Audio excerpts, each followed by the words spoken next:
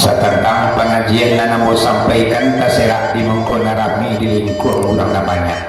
Kota ado lama maninyo racik bawangan kurang alun warna pucet di kurang kunyit tahamba kalambiak mata maafkan ambotan ang itu.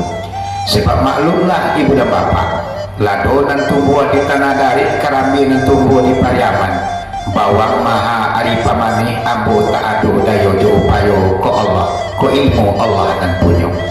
Salibangan daripada itu sedang silap jesilik kilap jokilapan. Kok nyota linggo adek sopan santun tua pakulu kota kirai martabat aluma kota linteh.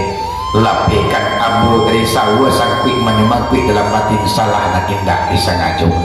Sadorong kabake diri ambo ibu dan bapak kok kaput tabawa lama kok tinggi ditunjang ruih.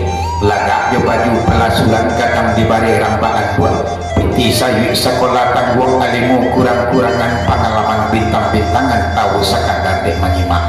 Maka sesuai labuni pepatah orang Minangkabau apo labuni pepatahnya sahalai ambiak kasalendang pamau anak perumani jo adai ambo mengapalang jo sarak ngajawa sakali kok mati basi jo belindah ibu dan bapak tupah kamu pincang disiko kakaran mati ambo salimbak dan daripada itu salurong kabake diri ambo bayi barek rabuang baru mamacit bau mua pidangan hari kadang disiram abun malam batang gapa semilu tindak uri alun majikan tanah pucuk alun mendapat angin antah pabilo kabasaka namun sebantang nabakian jeko dipandang ma'ana kato jeko disilau ma'ana raki nan kato mungkin kali jawab naun yang nyato dikembalikan sepanjang tubuh sepanjang bayang-bayang baraken mampuan yang diki Allah mangko sepanjang tu kaji nak kita